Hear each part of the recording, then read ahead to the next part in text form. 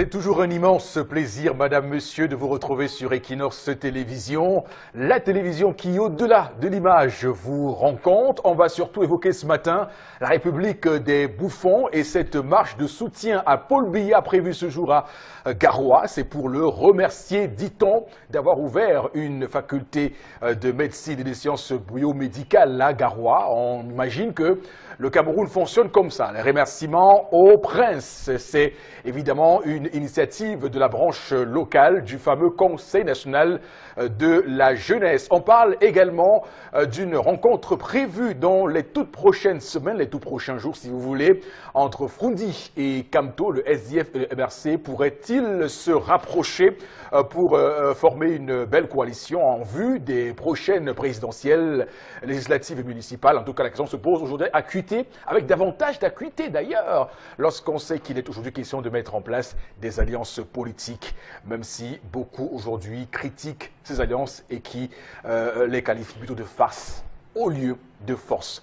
Donc voici le Zénith, Madame, Monsieur, pour ce mercredi 17 janvier 2018. On va installer le panel tout d'abord avec vous, Charles-Amel Bachou. Bonjour.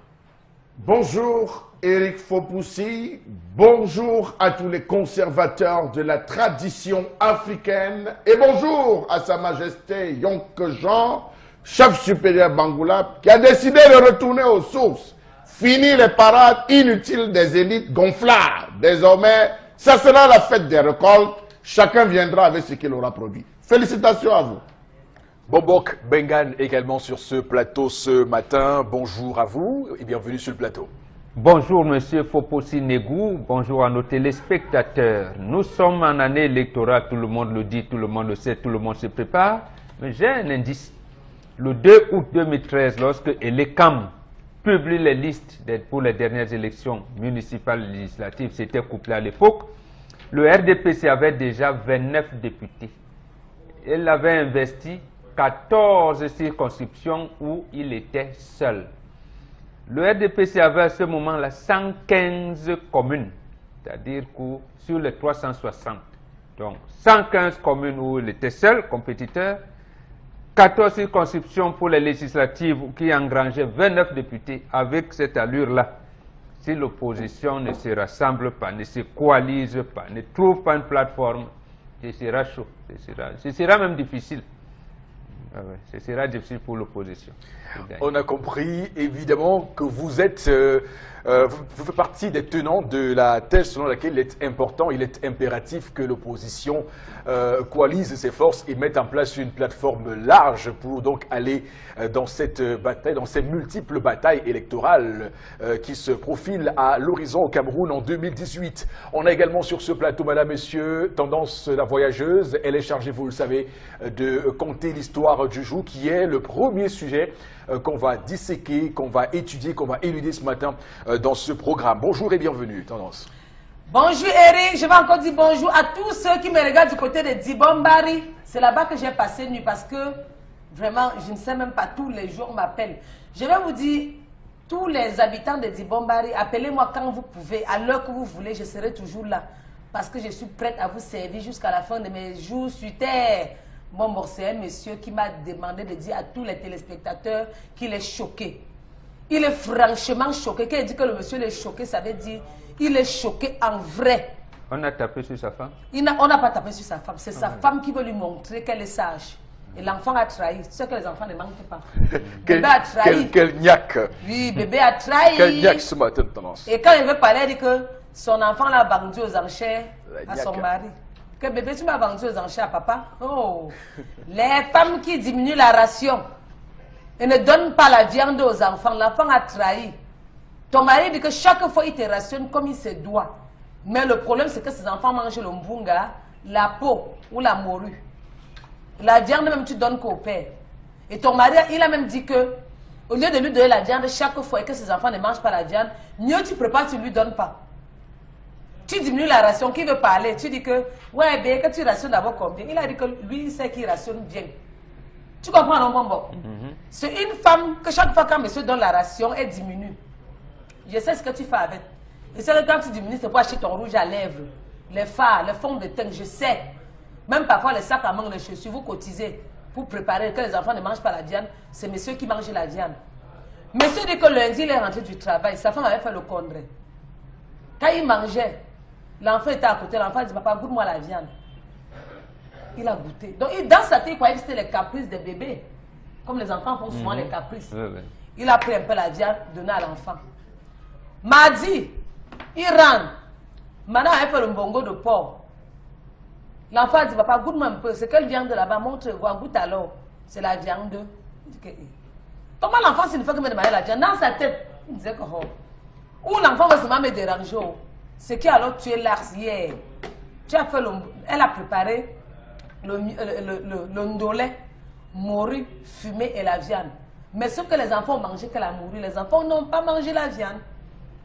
Ce sont ses propres enfants. Ses propres enfants. Elle a 3 enfants avec le monsieur. Les enfants n'ont pas mangé la viande. Le monsieur dit que, m'a dit quand l'enfant dit, papa, c'est quelle viande là-bas? Goûte-moi et vois. Goûte-moi, je vois, c'est la viande. Il était choqué. Il a dit à l'enfant que votre mère ne vous a pas donné la viande. La mère a dit à l'enfant que, pas te coucher vite. Demain, il y a classe. Ne pas dormir l'esprit. C'est hier donc que la vérité a commencé à triompher parce que lui, il travaillait son esprit, il travaillait son cerveau. Qu'est-ce qu'il y a que je rate? Les enfants ne dorment pas. Les enfants m'attendent jusqu'à... Elle a mis le nom de sa fille là que ma bibi, l'enfant qui bavarde trop. Il rentre hier que madame a fait la morue. Elle a fait le ndolé morue viande. Elle dit à l'enfant ne va pas montrer la viande et goût. Le père dit que viens me dire. Qu'est-ce qui ne va vraiment pas que tu demandes de la viande? Lundi, tu as demandé la viande, j'ai donné. Mardi, tu as demandé la viande. La mère voulait embrouiller que non, c'est que les enfants là veulent déranger. L'enfant a dit que non, maman, le jour que tu as payé la viande, le mbongo là, nous on a mangé que la peau. Donc elle a préparé le mbongo pour ceux qui ne savent pas. La peau, c'est ce qu'on met dans le héros. Au marché, le morceau, c'est à partir de 100 francs. Donc ça veut dire que madame, souvent, elle prend les morceaux de 200 francs, les morceaux de 500 francs, elle divise, elle donne aux enfants. Et la viande, c'est le père qui mange. Donc monsieur est choqué, il dit qu'il ne comprend pas comment il peut rationner. Il mange la viande, les enfants mangent le mbunga. Chers téléspectateurs, à vous la parole, parce qu'il m'a dit que la sanction, la punition qu'il a donnée à sa femme, que si la punition n'est pas respectée, il risque de prolonger le divorce, il risque de programmer le divorce. Ma chérie, je sais ce que ton mari a demandé que tu dois faire. Il dit qu'il rentre aujourd'hui à 19h, que tu vas préparer 2 kilos de viande sans eau. Donc tu fais 2 kilos de viande sans eau, tu haches, tu vas faire la viande rôtie. Le soir, il va rentrer manger à table avec les enfants. En dehors de ça, il va programmer le divorce. Je vais couper quoi en disant à tous les bouchers qui me regardent ce matin que pardon. Si vous voyez une femme brune avec les yeux du chat qui veut 2 kilos de viande, avec os refusé, il faut lui dire que vous allez servir que 2 kilos de viande sans eau parce que c'est ce que son mari a demandé. À vous la parole. Je m'arrête là. Eric, vous mangez la viande, l'enfant ne mange pas la viande. Les enfants ne mangent pas la viande. Parce qu'il y a l'amour, on n'aime papa plus que les bébés. Oh, mais c'est quand même assez compliqué hein, lorsque une femme agit ainsi, lorsqu'on sait que la femme est la mère de l'humanité et que la femme a le cœur, hein, et beaucoup plus de cœur. Et qu'on peut également penser que lorsqu'une femme a donc accouché des enfants, lorsqu'elle a mis au monde des enfants, c'est clair que le cordon ombilical ne peut pas se couper comme ça, étant entendu que effectivement elle s'inquiète de ce que ces enfants-là soient en bonne santé et qu'ils s'épanouissent au moins. Donc là, on a une femme visiblement qui est beaucoup plus dans une situation d'infanticide, entre guillemets, si vous voulez que je m'exprime ainsi. Alors, Chalabel, comment vous comprenez le comportement de cette femme? C'est une maman. Oui. Moi j'écoute. C'est une maman, mais... Oui, c'est une maman. Et moi, je suis un peu gêné parce que... Vous êtes partagé ou bien... Je suis gêné. Okay. Je suis gêné parce que l'homme n'est pas censé rentrer dans la gestion de la femme. Vraiment. La femme a sa liberté de gestion. Une fois que vous avez remis l'argent à la femme, arrêtez d'aller fouiller qu'est-ce qui a été fait, qu'est-ce qui n'a pas été fait. C'est la femme qui décide. Allez s'intéresser désormais à cette question de viande, question de la morue, encore que la morue c'est de la bonne. Et je pense que même à l'hôpital, les diététiciens même conseillent de manger les poissons fumés, ils conseillent de consommer la morue fumée, même la viande fumée, c'est recommandé avec tout ce qu'on sait comme maladie aujourd'hui. Allez savoir si cette femme ne voudrait pas protéger peut-être la santé de ses enfants. Est-ce que c'est fait exprès? Bon, pour moi, je dis, c'est la maman, c'est son champ, c'est sa liberté. Elle n'a pas refusé à donner un morceau de viande à l'enfant. Elle a donné le poisson. Elle a donné. Donc, quitte à ce que les enfants vont se plaindre, est-ce que ce sont ses enfants, ses propres enfants? Ce sont ses si propres ce sont enfants. ses propres enfants, Oui. je pense qu'il n'y a pas de problème. Alors, mais sauf que la question qu'on pourrait se poser, c'est que où va donc l'argent, le reliquat Il ne faut jamais chercher à savoir comment gère la femme. Si vous lui avez donné l'argent du mois, vraiment, quittez derrière cette affaire. Laissez-la gérer. Si vous rentrez le jour, vous vous rendez compte qu'elle a fait la banane malaxée. Si vous pouvez manger, mangez. Non. Si vous ne mangez pas, retirez. Ce n'est pas un problème avec Non. le monsieur. Les enfants se plaignent de ce que ils sont marginalisés dans le repas et qu'ils n'ont pas souvent la possibilité de manger ce qu'ils veulent manger. Est-ce qu'on instaure la démocratie? C'est pas la démocratie. Il faut apprendre à l'enfant Le à père bien est le manger. chef de famille. Non, ce Donc, n'est il pas décide question. que C'est justement mes ce que je enfants suis en train doivent de dire. manger. C'est justement ce que je suis en train de dire. Vous ne Oui. pouvez pas confier une fonction à une femme, à votre femme, et vous revenez après modifier. Non, elle a la liberté de gérer comme elle veut. Elle peut décider en termes, en titre de sanctions, elle peut décider vraiment de ne pas donner, vraiment n'entrez pas dans ces choses, laissez la femme gérer, posez peut-être une ou deux questions en passant, mais dire que vous allez exiger absolument qu'elle prépare, qu'elle fasse 2 kilos vraiment de Dieu, moi je dis, pour moi, africain, ça ne s'est jamais fait. Bombok, on est clairement là devant une situation dans un couple, dans une famille, où la question de la gestion financière est clairement posée, mais aussi la gestion des enfants. Comment les gérer? Et surtout des enfants qui osent, qui ont le courage, qui ont pris l'audace, le courage d'aller se plaindre auprès de leur papa de ce que le moment n'est pas très clair dans sa gestion au quotidien. Oui, moi je n'entrerai pas ici dans la gestion de l'argent. Diminue-t-elle l'argent de la ration qu'on lui donne ou pas? Je n'en sais rien. Et je pense que vous vous inscrivez dans le sillage de Charles Hamel. Je ne sais pas si c'est ça qui se pose le problème. Est-ce que elle diminue pas, elle a d'autres achats? Non. Ici, le problème, de mon point de vue, c'est l'alimentation des enfants. Elle n'alimente pas des enfants parce qu'elle a coupé l'argent, mais je pense que nous sommes en face d'une femme qui est ignorante. Je pense qu'elle ne s'est pas véritablement préparée dans la vie en couple, dans la vie de famille. Le monsieur, sûrement, il rentre tard, donc il n'a pas la possibilité de manger ensemble avec toute la famille. Et bon, le week-end, il s'organise comment, je n'en sais rien. Peut-être qu'il exerce un métier qui l'amène à ne pas être là quand tout le monde est là. Donc là, c'est le premier hic que je vois dans le problème. Mais pour la femme, moi, je la condamne. Je la condamne en ce sens que vous ne pouvez pas penser que les enfants, j'allais dire, peut-être dans sa tête, elle les maltraite. Parce qu'elle dit à un enfant, va dormir, ne dis pas, voilà. Et qu'est-ce qu'on va dire? Il y a un terme qu'on utilise au quartier là, les enfants font l'undok. Ah, les enfants font l'undok. Quand vous venez faire l'undok, c'est la même chose. Ah, voilà. C'est un peu ça. C'est-à-dire, on va donc amener ces enfants à faire l'undok. Comment maman vient avec la viande à la maison? Elle prépare, elle réserve la viande pour papa. Et vous, on vous donne le mbunga, donc le bifaka. Ou la peau. La peau de Non, c'est pas normal. Ce n'est pas normal du tout de mon point de vue. Donc, elle le fait. Le fait-elle par ignorance, par méchanceté? D'un cas comme de l'autre, ce n'est pas bon. Ce n'est pas bon. Parce que là, maintenant, je pense que l'homme va s'employer à manger ensemble. Elle va organiser son emploi de temps pour pouvoir manger ensemble avec ses enfants. Et la même nourriture. Parce qu'il faudrait que lui aussi, il s'imprègne de l'éducation qu'inculque son épouse aux enfants. Sinon, demain, ça risque d'être mauvais. Mais non, c'est papa qui nous aime, maman ne nous aime pas. Voilà, voilà, ils ont le moment maintenant. Oui, il faut faire taire ces velléités. Voilà, de régler ça tout de suite. Et nous dépendra de la communication que lui, le père de famille, va donc justifier. Il pourra, j'allais dire, mentir entre guillemets aux enfants en leur disant que non, et ne prenez pas ce que maman fait pour une mauvaise chose, voilà. Parce que bon, il va trouver une formule. Pour ne pas mettre maman à défaut. La femme, ce qu'elle fait n'est pas bien. J'estime que c'est pas bon, parce que là, c'est mettre les enfants, mettre la femme en conflit avec les enfants. Oui, elle aurait dû vous mettez les enfants en conflit avec la maman. Ça suppose que ces enfants, ils ont quel âge tendance? La petite fille qui a travaillé à 8 ans. La première fille, la première Voilà. 8 ans, À déjà 8 tu as ans, trahi. qu'est-ce que l'enfant a à se plaindre à 8 ans? Est-ce que Concernant c'est la même les enfants gestion, qu'on accouche maintenant? concernant la C'est gestion, le grand-père. la répartition de la nourriture, l'enfant a quoi à se plaindre?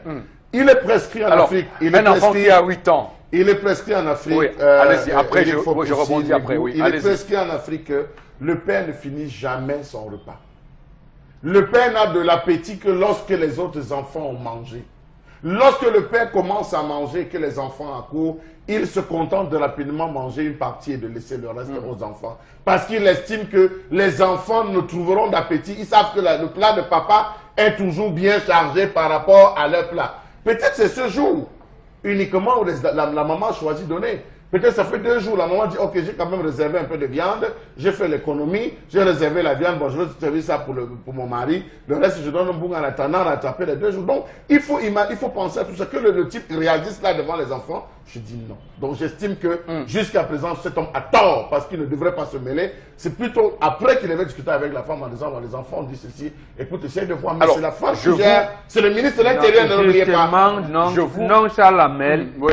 justement, cet enfant est venu manger avec papa, comme tu dis. Il a dit, comme papa ne finit pas, il a dit, il est venu, que la petite fille, peut-être même que c'est sa Elle a belle-mère. demandé. Oui, Elle a papa, demandé. accompagné. oui, Beaucoup de voix. il accourt. Oui. Quand tu accours chez ton père, justement, comme tu dis, il accourt chez son père, dit, maman ne nous donne jamais ça. D'accord. Ça fait un tic.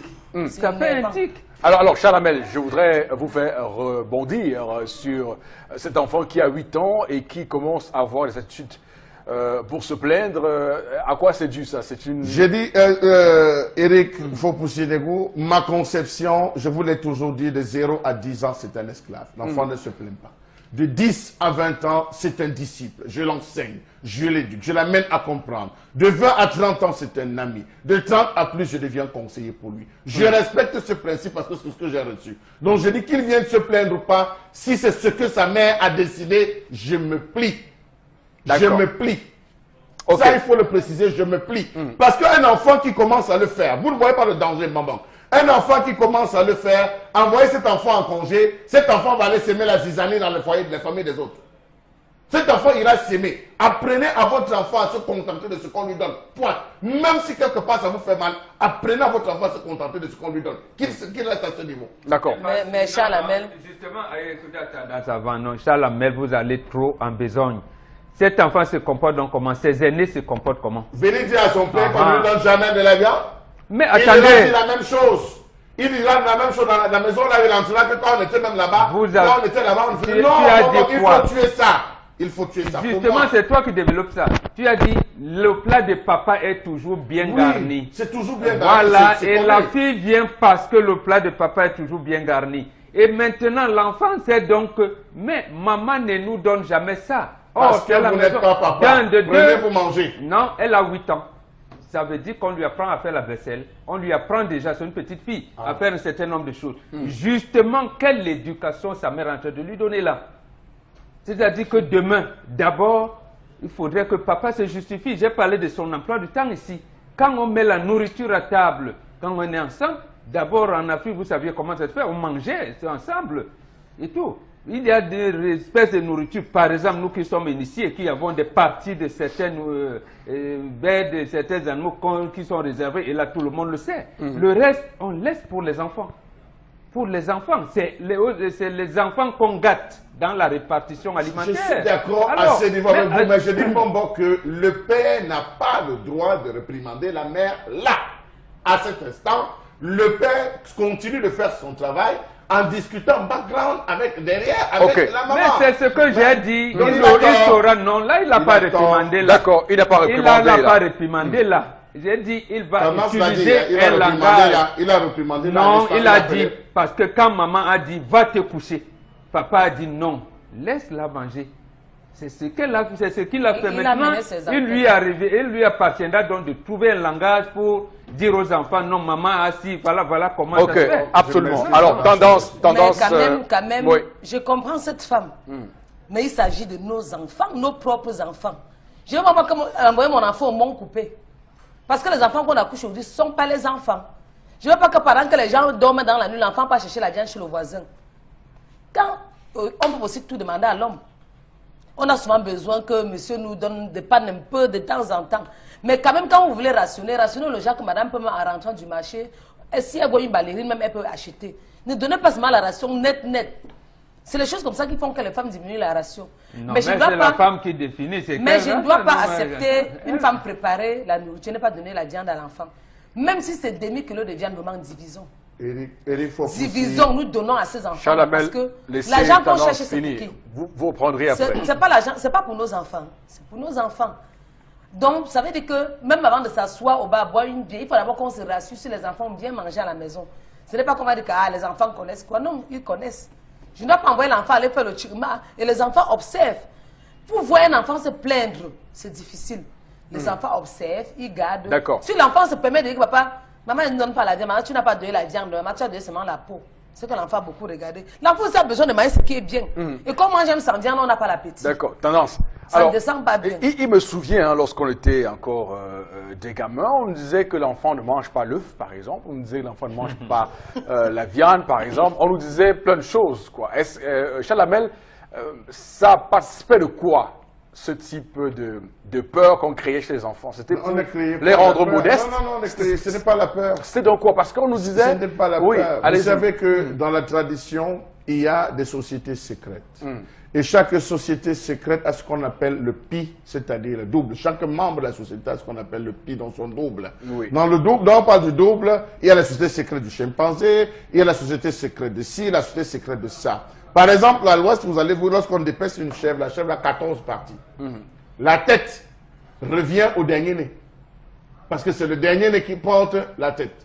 La queue revient, donc il faut que je vous dise que c'est tout un cours que je pourrais vous le donner. Chaque enfant dans une maison a une partie. Même dans la réunion, lorsqu'on pénalise quelqu'un de donner une mamie de chèvre, lorsqu'il amène la chèvre, on compte toutes les parties. Il n'y a aucune partie qu'on jette sur la chèvre. Donc je prends cet exemple pour dire que quand on dit la femme enceinte ne doit pas consommer ci, elle ne doit pas consommer ça. Ça reste des principes. Et jusqu'aujourd'hui, lorsque vous pétez dans certaines cultures, vous allez voir les femmes enceintes, quel que soit ce que vous préparez, vous direz qu'ici, à ça, je ne mange pas parce que chez nous, on ne consomme pas cela. Mais pour un enfant... Je veux dire, donc, je voulais chuter en disant, nous disons que la femme est le ministre de l'Intérieur.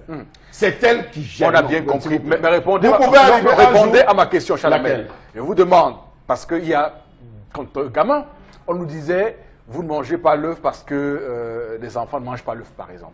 C'est les interdits. Et c'est visiblement le cas pour cette femme qui estime que ses enfants ne doivent pas manger de la viande. On ne nous a pas dit de quelle viande il s'agissait. Je ne peux pas me prononcer là-dessus. Je ne sais pas de quelle viande il s'agissait. La viande de bœuf. Bon, c'est la viande du bœuf. Il n'y a aucun interdit sur la viande de bœuf. Et il y a un interdit sur l'œuf. Elle ne peut pas se Il n'y a aucun interdit sur la viande de bœuf. N'est-ce pas, avant on disait que les femmes ne mangeaient pas le gésier? On mange. Jusqu'aujourd'hui, il est strictement interdit que la femme ne consomme le gésier dans certaines cultures.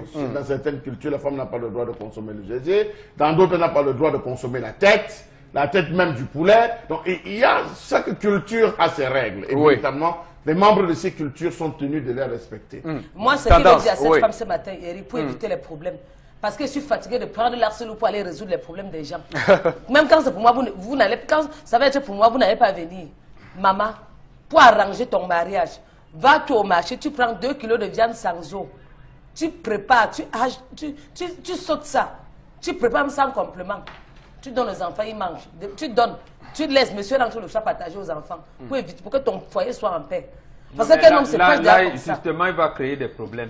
Si elle procède comme ça, c'est pour créer des problèmes, justement. Créer encore que la problème. Mais vous va dire que je laisse monsieur viendra partager, non? Non, parce qu'il a dit qu'il veut rentrer le soir et trouver 2 kilos de viande et tu ne goûtes pas. C'est pour ça que tu ne pas, tu goûtes d'abord que tu laisses. Monsieur lui a parlé à deux. Peut-être qu'elle est ignorante. Il y en a même, comme je réponds à votre question, j'ai rencontré des femmes qui vous disent que quand on mange trop de viande, on a des vers dans le ventre. On a des vers intestinaux. Il y en a qui donnent comme ça. Bon, sur quelle base ça n'existe pas? Vous ne verrez dans aucune culture africaine, on vous dira donc, il y a des ignorances comme ça qu'on développe. Et peut-être cette femme est dans cette qualité d'ignorance. Mais il faut faire plaisir à ses enfants. Mais le jour que l'enfant, plaisir à nos enfants. C'est d'abord pour les enfants. Le jour que l'enfant viendra vous dire que Le jour que l'enfant viendra vous dire que papa, maman a préparé ce que je n'aime pas, je n'ai pas mangé depuis la journée. Sortez pour aller à la boutique acheter le gâteau. Alors, mais moi, bon, vous avez... Mais c'est ça ce que vous avez semblé sur ce plateau ignorer ma question, mais ce que j'ai envie de dire, hein, et ça je veux le dire clairement, c'est que, en règle générale, lorsque on nous disait à nous, enfants, à l'époque, de ne pas manger la viande, d'éviter la viande, d'éviter, par exemple, de manger l'œuf, par exemple, c'était, à l'époque, on considérait ces aliments comme des aliments de luxe. Et c'était une forme de culture de la modestie chez l'enfant. Parce que quand on crée chez vous, quand on suscite chez vous des envies comme ça là, on imagine que lorsque vous grandirez, vous serez peut-être pris en otage par ce type de vie, de vie de luxe. Enfin, moi j'ai compris cela comme ça quand on m'a élevé. Donc c'est pour dire que la femme peut, elle, à son niveau, imaginer que ces enfants-là, je tiens à les élever dans la culture de la modestie, dans la culture de ce que je me contente, de ce qu'on me donne, de ce que j'ai, sans avoir ce qu'on appelait chez nous à l'époque les longs yeux, les yeux qui fouillent toujours ce qui est plus haut, ce qui est plus bon, ce qui est plus onéreux. Donc voilà ce que moi je pense, et j'espère, je voudrais faire réagir du coup Chalamel dessus, sur la culture de la modestie, parce qu'on voyait des parents très aisés, qui ont beaucoup d'argent, mais qui éduquent leurs enfants dans une forme de rigueur, dans une forme de sobriété. Je peux vous le dire et être d'accord en disant, les parents qui le font aujourd'hui ont du succès. Je vous le dis. Je vous ai dit, vous respectez le principe de 0 à 10, vous aurez les meilleurs disciples. Moi, je marchais à pied. J'ai marché à pied, ce n'était pas la voiture qui manquait, ce n'était pas les véhicules qui manquaient à la maison. Voilà. J'ai marché à pied. J'ai quitté à l'époque, avant que je n'aille continuer les études au Sénégal, je marchais à pied de la maison pour le lycée de Biémassi. Je parcourais presque 14 km. Je traversais par l'UFM. Non, c'est pas à cette époque. Je partais, nous partons de Tinga. Nous prenons par mini-fer, monter, comment on appelle, l'Elikfa, par l'Elikfa, on prenait tout doucement. Oui, Mélène. Tout doucement, Mélène, on passait par la morgue. Par la morgue de Mélène, on descendait par le raccourci pour aller sortir à l'université. Au niveau de l'amphi, vous ne pouvez pas imaginer ce que ça faisait. À la fin, le papa nous a fait comprendre que, messieurs, vous devez comprendre que la vie est difficile. Voilà. Lorsque vous rentrez à la maison, quel que soit ce qu'on a préparé, vous mangez. Et le père de la famille devrait être le premier, était le premier à impulser cela. Donc je ne comprends pas ou je ne conçois pas qu'aujourd'hui, un enfant va vous dire, je ne mange pas ci, je ne mange pas ça. On va faire 2 repas à la maison parce qu'un enfant, que non. C'est la raison pour laquelle je dis, de 0 à 10 ans, c'est là vous inculquez les véritables bases.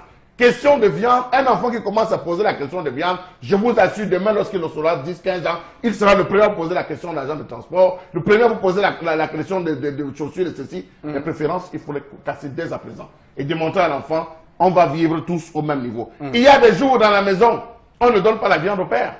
On donne la viande aux enfants, mais au père, on ne donne pas la viande. Non, mais c'est il peut arriver, non, mais il faut dire qu'il peut avoir des étrangers, il peut avoir des étrangers à la maison. On vit de tout, on sait des étrangers. Quand l'homme arrive, on lui dit que bon, il y a tel qui sont arrivés, il n'y avait pas assez. Bon, voilà, on les a servis. Et vous restez tranquille. Bien sûr. Pour moi, même si les étrangers viennent, même si c'est la mère de mon parfois même, je t'ai mis tendance. Nous, notre maman nous calculait souvent, peut-être quand nous servait à manger, on ne mangeait pas, on ne commençait pas à manger la viande. Le premier étranger qui arrivait, d'envoyer la mère prendre la viande, elle servait l'étranger. Et Chalamel, tu sais que... Il y a tout ça, il faut se plier. C'est une grande question, c'est la question de l'éducation de nos enfants. Pour moi, non, pour moi, c'est le même domaine. C'est le même domaine. Parce que pour moi, même si c'est la mère de mon mari qui vient, même si c'est la mère de mon mari qui vient, sa viande ne va pas manquer. Même s'il s'agit de couper petit donner pour chacun, quand même. Le chef de famille, c'est lui qui me rationne. Il mange sans viande comment? Il doit manger. Bon, c'est pas la question. En tout cas, c'est pas la question. Comprenons-nous bien. Bon, d'accord, allez-y. Comprenons-nous bien. Allez-y, oui. Ici, l'homme n'est jamais là. Qu'est-ce qui l'empêche de manger ensemble avec sa famille? Il constate certaines anomalies. On ne dit pas qu'on prépare, on choisit. Les enfants ne choisissent pas ce qu'ils mangent. Ils mangent ce que mais les enfants subissent ce que la mère leur donne. Quand tu dis subir, après avoir constaté que quand maman prépare, c'est les enfants qui lavent les assiettes, qui font tout. Absolument. Bon, il regarde un certain nombre de choses. Précisément parce qu'il n'y a pas une vie harmonieuse à table, on constate un certain nombre et on porte à papa. Papa ne réagit pas. Ce n'est pas la même chose que vous dites quand vous dites. Non, non, il a pris la formule. Je ne suis pas d'accord avec vous. Et comment c'est l'histoire du jour? C'est pas moi qui ai raconté l'histoire. C'est pas moi qui ai raconté l'histoire. Sauf que la maman en question a peut-être une philosophie de comment elle veut éduquer son enfant.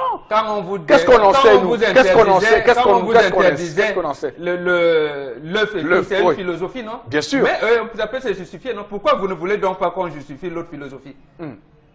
Je ne peux pas. Elle a adopté sa philosophie, c'est ce que j'ai dit. Je dis donc qu'elle est peut-être dans l'ignorance, elle est peut-être dans tel, mais la norme voudrait précisément, comme disait Charles Hamel, mais les deux ne vont pas de pair, que tout le monde mange ensemble. Et là, les habitants apprennent même à manger à table. On apprend à accueillir les étrangers. Ce n'est pas l'histoire du jour, ne nous avons pas. Donc, c'est ça la norme. On est ensemble, on apprend aux enfants à se comporter, à ne pas être là lorsque les grandes personnes arrivent, ainsi de suite, ainsi de suite. Il peut arriver qu'il n'y a pas assez d'espace. Les grandes personnes restent là, les enfants sont de côté. Tout ça, au Cameroun, certains hommes rentrent quand les enfants dorment déjà. Combien de papas rentrent le soir, ils demandent aux enfants que vous avez appris quoi à l'école, ils mangent à table avec les enfants. On le compte des bouts du doigt. Quand ils rentrent d'abord, le soir s'arrête au bar. S'il n'est pas minuit, 2 heures, 1 heure, ils ne peuvent pas rentrer chez eux. Ici, nous sommes en Afrique, au Cameroun, ça se boit. Non, même en Europe, des gens sont des soulards avant. Vous voyez un homme rentrer chez lui à 20 au Cameroun, mais il faut les compter, ils ne sont pas nombreux. Merci beaucoup. Mais je reste sur la pensée constante de l'éducation des enfants. On doit leur apprendre que la vie est dure, la vie est difficile. La sobriété est très importante. C'est ces valeurs qui nous ont permis, nous, de nous hisser où nous sommes, à comprendre qu'on peut avoir peu et s'en contenter, en réalité. Dans un cadre familial, justement, cette éducation, vous donnez comme ça, ce sera de manière partielle et parcellaire. Et ce sera donc partiel. La vie, c'est en commun. C'est la vie de famille. C'est comme ça qu'on l'apprend. Et là, maintenant, ce que vous faites, ça intègre donc cette vie de commune, de vie en famille. Très bien. Merci infiniment à vous. Pour ceux qui veulent réagir à l'histoire de ce jour, vous pouvez aller sur la page Facebook de 10-12, le Zénith, donc pour réagir à cette histoire du jour et nous dire quel est votre sentiment sur cette question précise. Le temps pour nous d'accueillir comme il se doit la colère de Charles Hamel de ce mercredi matin. Tout de suite.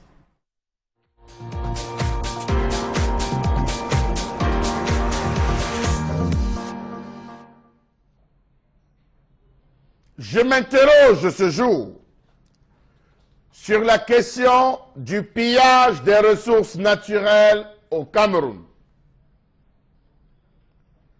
Quel est le type de lien qui existe entre la possession des ressources naturelles et la richesse, entre guillemets, pauvreté économique? Sommes-nous véritablement indépendants? Détenons-nous réellement les leviers de notre souveraineté? Je m'interroge.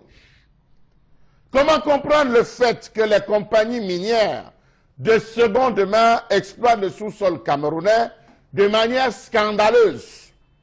Des concessions sont accordées sans véritable enquête, pas de capacité d'investissement propre, les succursales camerounaises ne font jamais de bénéfices, mais les sociétés mères immatriculées dans les paradis fiscaux en font, ce qui crée une perte énorme pour le fisc camerounais. Savez-vous que c'est l'équivalent d'un poids de la tour Eiffel ou d'une tour Eiffel, des ressources naturelles qui est prélevé des écosystèmes et des mines toutes les 5 secondes au Cameroun? Savez-vous qu'il aura fallu quasiment 1 année pour que le gouvernement camerounais, par le biais de Babel Ndanga Dinga, ministre des Mines, de l'Industrie et du Développement technologique, il daigne reconnaître et confirmer une information publiée le 11 mai 2008 par l'agence Circom News, selon laquelle le Cameroun disposerait d'une réserve en diamant 5 fois équivalente à la production mondiale. Savez-vous que la Banque mondiale avait promis que le pétrole de l'oléoduc Tchad-Cameroun mènerait inéluctablement à la réduction de la pauvreté parce qu'elle voulait en faire un projet modèle dans le secteur de l'industrie extractive. Mais le projet n'a jamais tenu ses promesses. Pourtant, on a bien spolié le pétrole de l'oléoduc Tchad-Cameroun. Savez-vous que le secteur halieutique est dominé à 82% par des étrangers? Pourtant, les Camerounais ont la latitude de pouvoir exceller dans le même domaine. Savez-vous que ces entreprises étrangères exerçant dans le secteur halieutique sont installées le long des côtes camerounaises depuis plusieurs décennies, ne disposant non seulement pas de titre de séjour, mais ayant fait de cette activité de pêche une véritable industrie qui échappe à tout contrôle gouvernemental. Savez-vous que dans le même sillage, ces entreprises faisant ou exerçant dans le secteur halieutique ne payent pratiquement aucune taxe d'un. Ils donnent un peu d'argent ou des paniers de poissons aux forces de l'ordre pour être en paix. Après quoi, ils écoulent tranquillement leurs produits en Guinée équatoriale, au Gabon et une infime partie au Cameroun. Savez-vous que les produits halieutiques pêchés dans les eaux camerounaises vers le Nigeria se chiffrent à plus de 2 milliards de francs CFA par an? Quelle perte pour nous! Mon Dieu, quand vont-ils ouvrir les yeux, cet étranger ou ces étrangers qui dirigent le Cameroun? Savez-vous que cette consommation de minerais, de pétrole ou de produits agricoles se fait au prix de dégradation environnementale et de violation des droits humains générés par les multinationales qui surexploitent ces ressources? Comment vraiment comprendre que ces entreprises ne soient jamais tenues légalement responsables des conséquences de leurs activités sur l'environnement et sur les populations riveraines en raison de leur poids économique et politique et de l'attentisme des gouvernants? Comment comprendre le fait que les déclarations sur les quantités exploitées de ces entreprises n'ont généralement rien à voir avec la réalité? Ces entreprises déclarent avoir perçu ou prélevé ou exploité telle quantité d'or, telle quantité de bauxite. Pourtant, la réalité sur le terrain est tout autre. Pourquoi est-ce que les brigades de suivi ne font-elles pas leur travail? Rappelons-nous de cette déclaration de Jean Kizito Mboro, directeur des mines, qui avait affirmé en Mondovision, comme le professeur Atsa et Luc Loé, que nous n'avons pas de radar qui puisse regarder l'ensemble du territoire. Il est donc loisible pour un opérateur véreux d'entrer dans une forêt et de commencer à spolier les ressources minérales qui appartiennent au peuple camerounais. Shame, M. Jean Kizito Mboro. Shame à vous. Rappelons-nous de ces scandales miniers orchestrés par la congrégation religieuse dénommée Mission du Plein Évangile, prise en flagrant délit de pillage de ressources minières, qui avait abandonné sa vocation de prêcheur d'évangile pour se transformer en exploitant minier sans autorisation conséquente. Comment comprendre le fait que dans le domaine de l'exploitation forestière, 80% du bois camerounais soit complètement vendu dans l'illégalité? À quoi nous servent donc les différentes brigades des ministères si l'État du Cameroun ne cesse de perdre des milliards de francs CFA à cause de la commercialisation illégale de son bois qui passe par le port, qui passe par la route? Mon Dieu, ne voit-il pas? Point d'interrogation. Déforestation sauvage, fraude inestimable dans la coupe et la vente illicite du bois, pillage des ressources forestières du fait de manque de rationalisation, détournement des recettes de l'État qui ne contribue au développement économique et fait perdre à l'État plusieurs milliards de francs CFA. Savez-vous que sur le plan thérapeutique, les grands laboratoires occidentaux se servent de la science traditionnelle africaine pour produire de nouvelles molécules issues de nos plantes? Quand c'est les Blancs, on félicite. Quand c'est les Africains, on parle de tradipraticiens. Savez-vous que l'exploitation illégale de la flore et de la faune, à l'extraction illicite des ressources minières à haute valeur monétaire, jusqu'à l'extorsion et la taxation des revenus alimentaires dans certains cas des bandes armées, voire des groupes terroristes, la nature du crime a évolué, se complexifiant davantage et associant le trafic des ressources naturelles à celui des armes et de la drogue, voire d'êtres humains. De quoi sera donc fait le lendemain si les ressources du sol, du sous-sol et des fonds marins camerounais sont pillées, volées, saccagées par des groupes de criminels de diverses origines? Je m'interroge. L'interrogation est en continu sur ce plateau parce que nous aussi, Charles Hamel, on s'interroge sur ce pillage des ressources naturelles du Cameroun. On parle souvent de pillage, mais beaucoup voient ce pillage-là comme un écran sans aucun contenu. Non, hélas, c'est bien réel. Le Cameroun est sous le coup de nombreux pillages. Pillage, donc, comme vous l'avez dit, des ressources halieutiques, pillage de nos minéraux, pillage du bois. Hier encore, on évoquait un sujet sur une autre plateforme. On parlait de ce qui se passe actuellement au port de Douala avec les accès au port de Douala et la révision des prix ou l'augmentation des prix là-bas.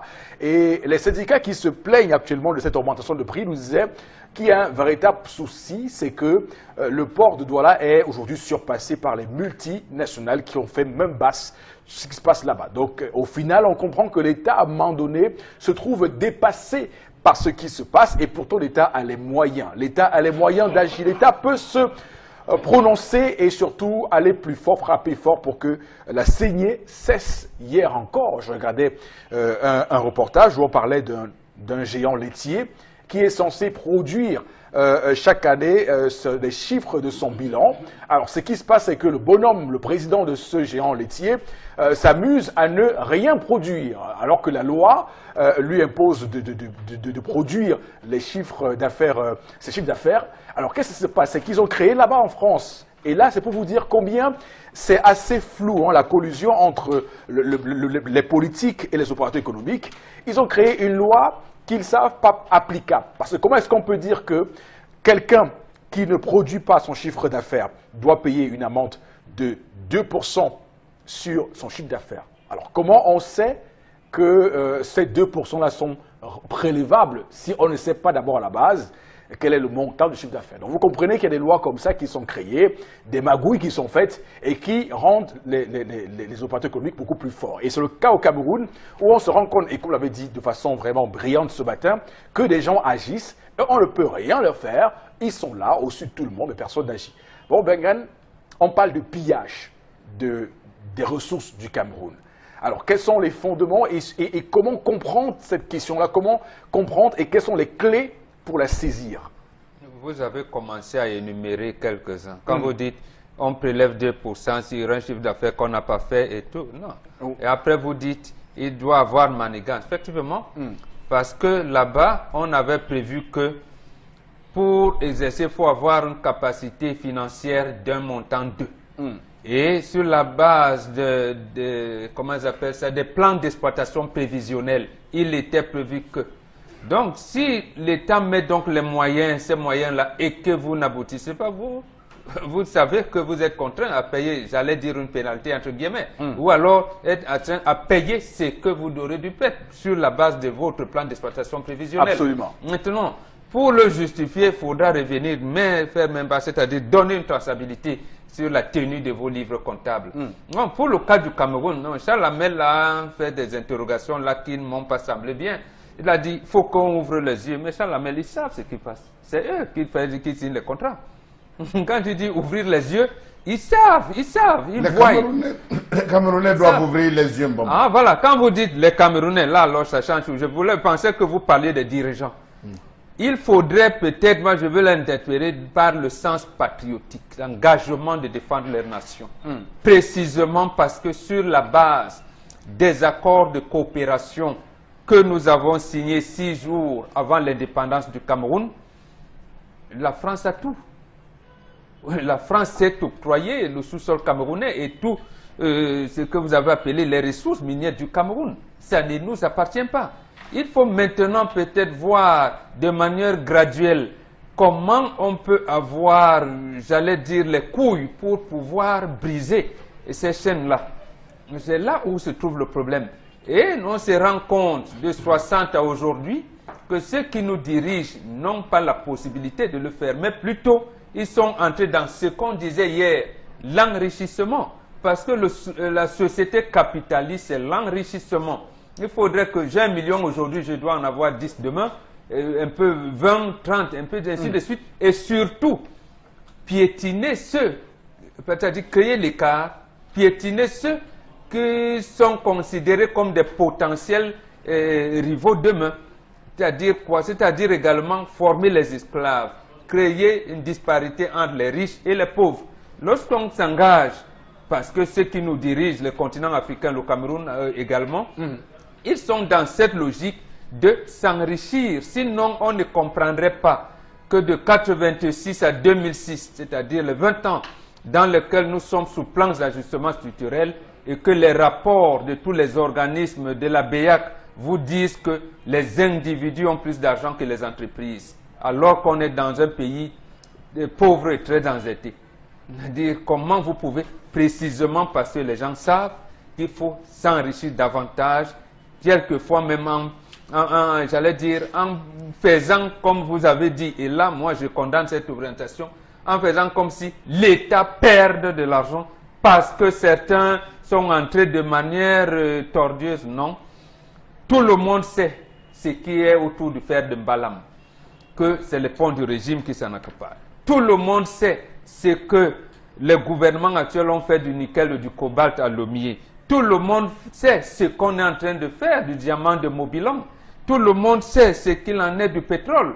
D'abord, là, M. Jean Assomo nous disait que les termes sont tellement compliqués que c'est le président de la République seul qui peut nous dire comment se gère le pétrole pour faire des calculs et savoir de quoi il s'agit. Tout le monde sait ce qu'il en est de la bauxite. Et encore, pendant un moment, à l'UQAM, ce Qatar fonctionnait. Aujourd'hui, à l'UQAM, c'est le temps. On lui a même donné les facilités dans le tarif, le coût au kilowattheure. Mais c'était une volonté politique. Et c'est cette volonté politique qui fait que si, et là, vous avez rectifié, si les Camerounais, en fait, je ne parle même pas de si, les Camerounais doivent être dans un état de veille citoyen pour dire jamais plus ça. Mais de ne plus avoir ce comportement de résilience, on va dire on va faire comment pour baisser les dettes. Non, le on va faire comment là doit donner plutôt la possibilité ou alors un éveil pour l'engagement à dépenser ses intérêts. Ces fonds sont donc stockés dans quel type de compte? Dans les poches des individus. Les rapports de la BEAC depuis 7 jours-là vous disent que les individus ont plus d'argent que des entreprises. Et un ministre de la fonction publique l'avait dit en 92, Sali Daïrou. Les fonctionnaires, il ne leur est pas interdit de faire les affaires. Et lorsque les fonctionnaires viennent rivaliser les opérateurs économiques dans le milieu des affaires, vous voyez quoi? C'est eux qui disent les dossiers, c'est eux qui ont la possibilité de lancer les appels d'offres par rapport aux fonctions qu'ils occupent. Donc, l'administration publique vient donc en rivalité avec le secteur privé. On a ce qu'on a. Et donc, Chalamel, on va surtout dérouler ce matin le visage hideux de ce pillage continu des ressources du Cameroun. Mais que voulez-vous, Eric Fopoussi-Negou? Lorsque vous rentrez, que ce soit dans les structures comme Géovic, vous rentrez dans toutes ces différentes masses, comme on va les appeler, moi je les appelle ces multinationales, qui viennent fonctionner dans le secteur des industries extractives, c'est les fils de ces mêmes pontes du régime. Absolument. Qui sont derrière. Ce sont les mêmes fils de ces pontes. Nous avons des pontes de ces régimes qui gèrent des secteurs depuis plus de 20 ans, 30 ans. Je vous lance un défi, allez fouiller dans le secteur de la sardine, qui détient le secteur de la sardine depuis plus de 20 ans. Vous serez surpris lorsque vous entendrez le nom de cette personne. Posez-vous ces questions. Je suis pas surpris. Le secteur halieutique est tenu par 82% des étrangers, à 82% pas des étrangers. 80% du bois camerounais est vendu dans l'illégalité. Nous avons quoi? Que vous entendez Jean Kizito Mbongo, directeur des mines, dit que le Cameroun n'a pas de radar pour surveiller.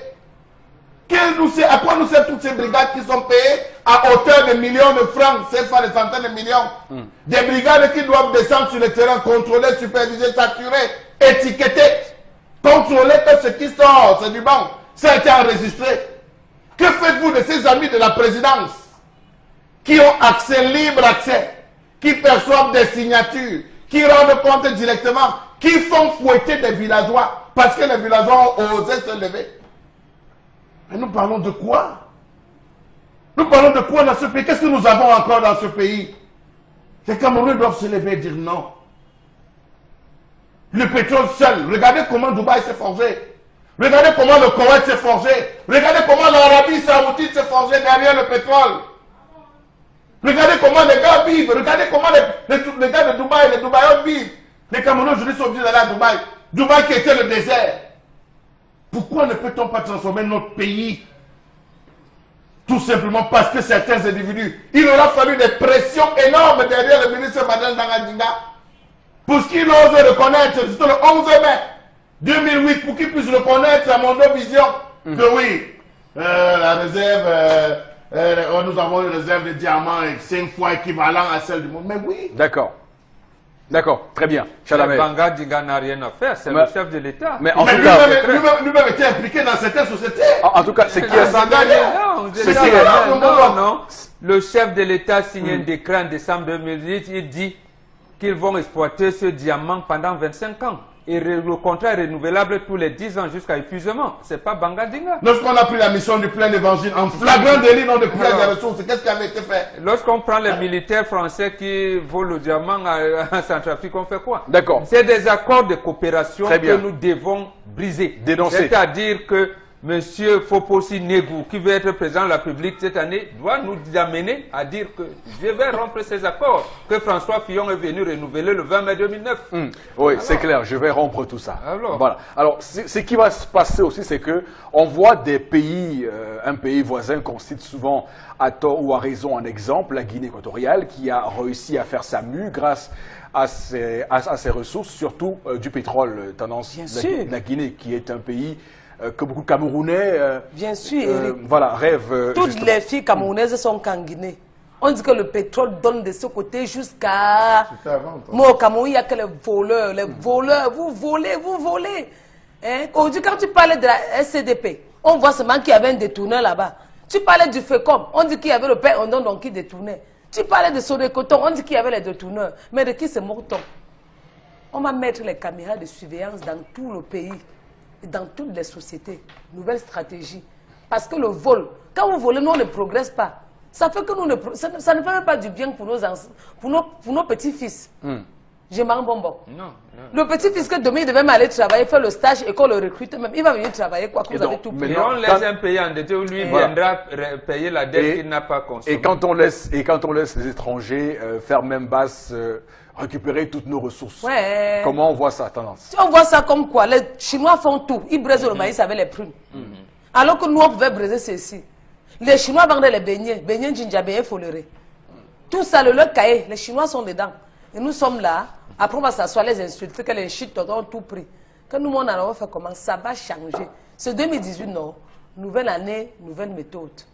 Parole de tendance que nous parlons de voleurs. D'accord. De voleurs. Tu arrives dans un pays, on te dit, quand tu dis que tu es camerounaise, on dit le pays où il y a trop les détourneurs là. Absolument. Mais dis donc, l'image de mon pays, dehors, le pays où il y a tout la guerre, on insulte le président, le pays où il y a les détourneurs de fonds publics. Oh, j'avais mon ami là-bas avant, il travaille à la SCDP, on l'a appelé comme détourneur de fonds. Très bien, exactement. Alors Chalamel, comment on va faire pour retrouver un tout petit peu quand même un semblant de fierté nationale en confiant ces ressources-là aux Camerounais? Parce qu'il faut dire que les Camerounais qui ont l'expertise, ça ne manque pas. Hein. Les entreprises qui font dans les industries extractives dans le monde sont connues. Celles qu'on nous présente, c'est la poudre de perles-pem-pem. C'est des gens qui n'existent même pas en Europe, je vais vous le dire. C'est des gens qui n'existent pas dans ces zones. C'est parce que le Camerounais est pétri d'une mentalité de mensonge, d'une mentalité de... Ce n'est pas vrai. Dis les dirigeants actuels. Quand tu dis le Camerounais, tout le monde, moi je ne me reconnais pas là-dedans. Je ne me reconnais pas là. Dis les dirigeants, c'est eux qui cherchent. Ils ne sont pas seuls. Bon, qu'est-ce qui vous arrive? Ils ne sont pas Tu seuls. ne peux pas dire le Camerounais sont. Voilà. Nous avons des chefs. Vous ne l'allez pas Nous dire. avons des chefs qui sont complices.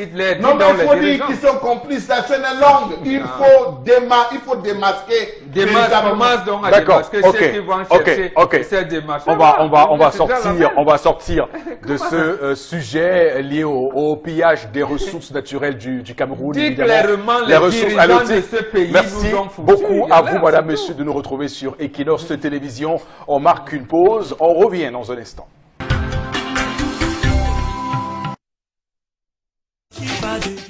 Voilà, retour donc sur ce plateau du Zénith. Madame, Messieurs, merci infiniment de faire confiance à Equinox Télévision. Nous sommes le mercredi 17 janvier 2018.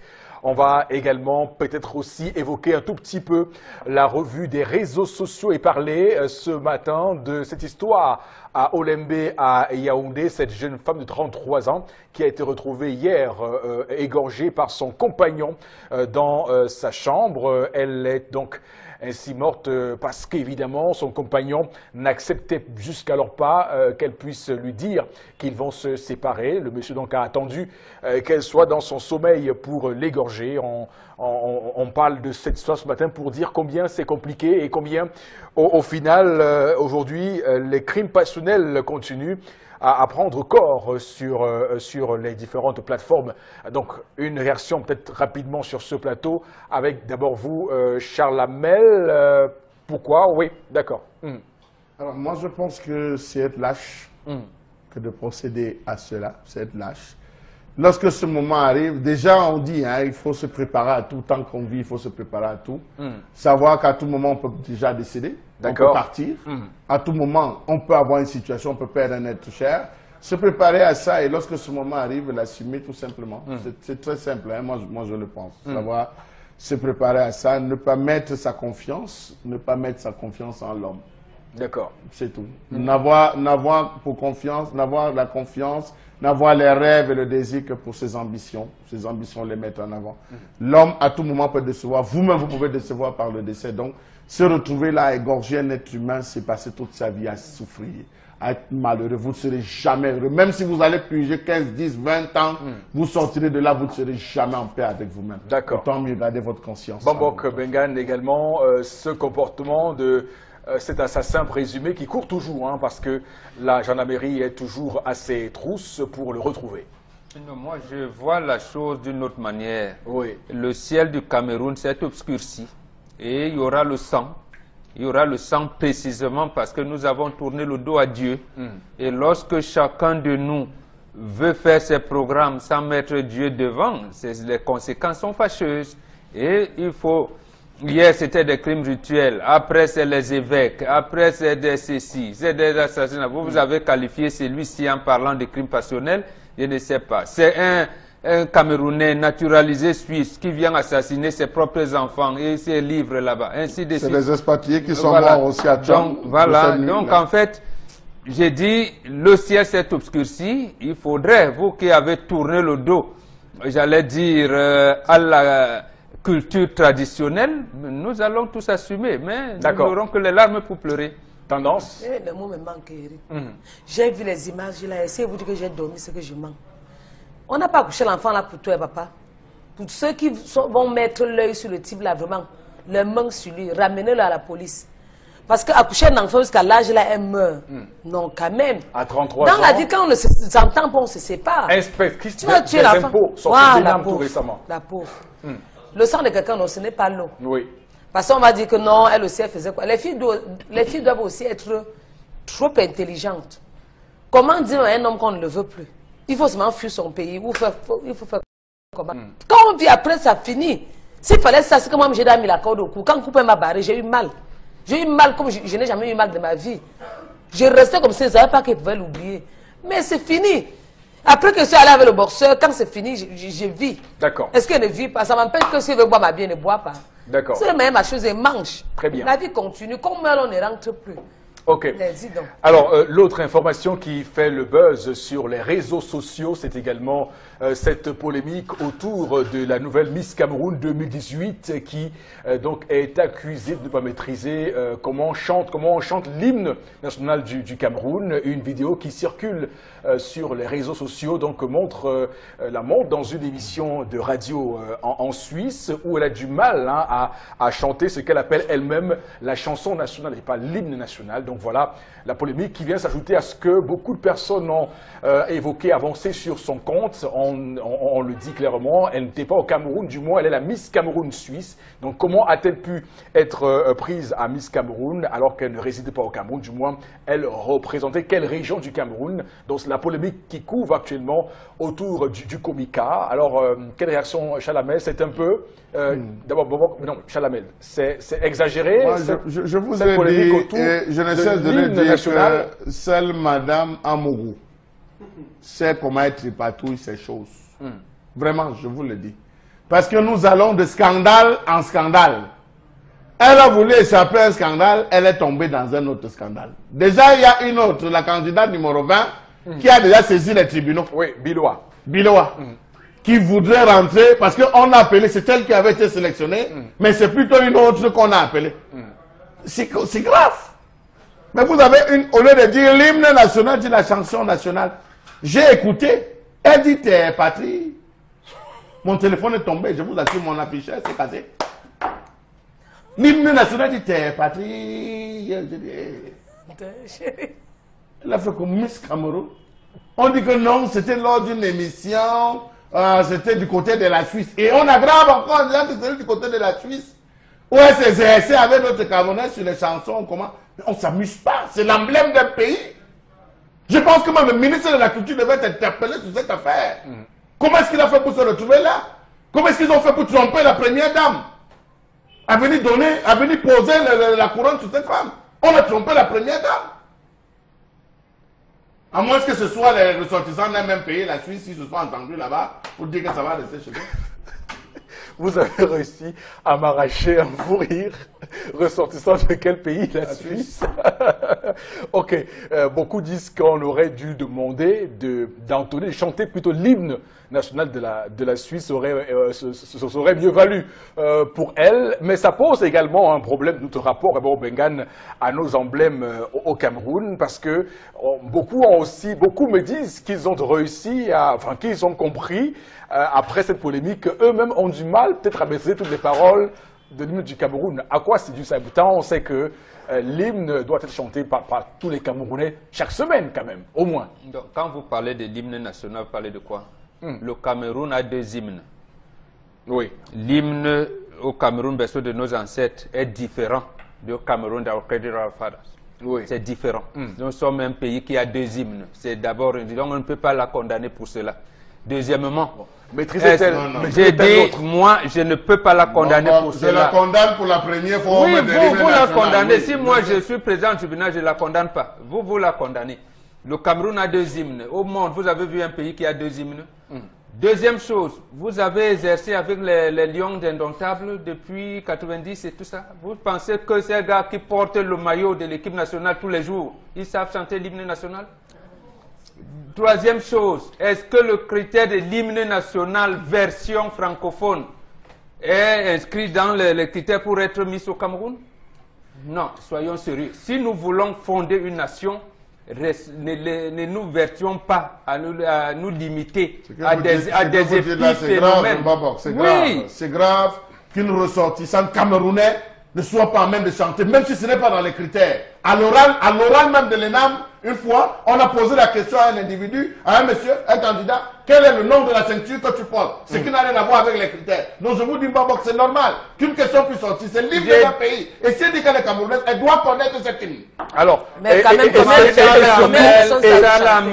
y a les gens qui ne savent pas chanter. Charles Hamel, moi je suis président de la République, je ne le condamne pas. Je ne condamne pas cette femme. Donc, j'allais condamner tout le Cameroun qui a deux hymnes nationaux. Oui, ils doivent même être arrêtés et destitués. Donnez-moi les députés, on doit les destituer. Ceux qui ne connaissent pas, on doit les destituer. C'est un crime grave. Quel hymne donc? C'est un crime grave. La version anglaise, la version connue. La version connue, laquelle il n'existe pas, il y en a deux. Bon, ce qui est sûr, elle ne connaît pas celle, vous ne l'avez pas expérimenté sur l'autre. Ce qui est sûr, c'est que... vous ne l'avez pas expérimenté sur l'hymne en anglais. Bon, vous pouvez pas dire ça sur ce plateau. C'est de la mauvaise foi. C'est pas de la mauvaise foi. C'est de la mauvaise foi, vous assure. D'accord, c'est la mauvaise foi que soit Miss Cameroun. Que vous parlez de mauvaise foi. Comment a-t-elle pu Miss Cameroun? Le Cameroun n'a-t-il pas deux hymnes de l'Est? Le Cameroun ne compte-t-il pas sur sa diaspora? Combien les gens qui constituent même le maillon des Lions Indomptables que vous applaudissez tous les jours, ils viennent d'où? En tout cas, elle a fait devant un micro, à Mondo Vision, elle a fait devant un micro.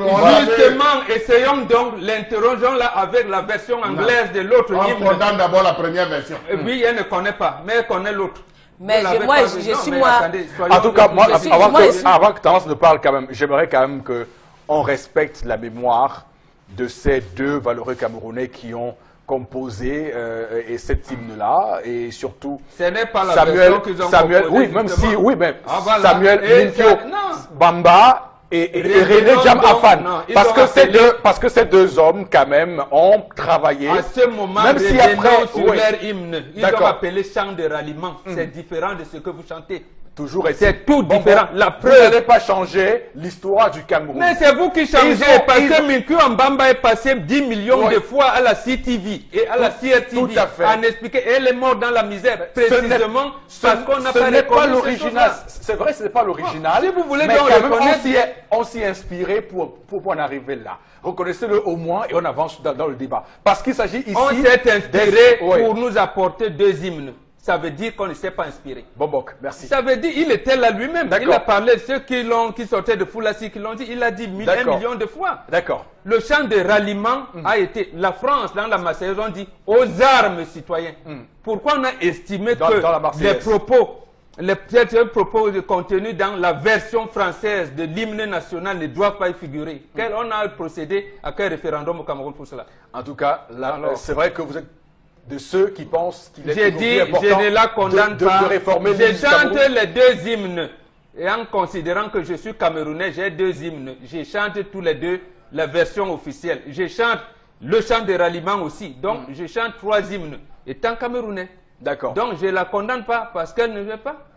Donc, Samuel Minkou Mbamba et René Jam Afan, qui justement sont à l'origine de l'hymne du Cameroun. Quoi qu'en disent... C'est toute une promotion. Et c'est lui qui a mis la musique. Quoi qu'en disent... Il s'appelle Isaka Ekwala. Non, Ekwala Isaka, c'est le père de l'ancien président. Non, vous voulez donc rétablir l'histoire. Oui. Vous avez vu les deux. Ce ne sont pas que les deux. C'est toute une promotion. Et je vous donne même le nom de celui qui a mis la musique.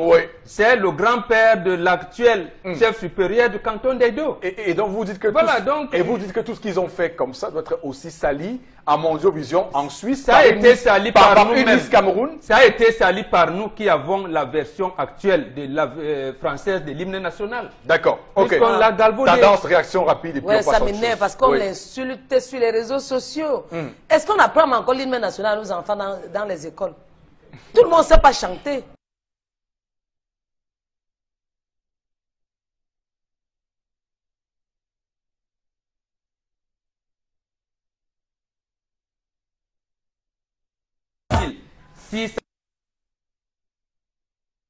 Si les opposants ne le comprennent pas, d'accord. Tant pis. Très bien.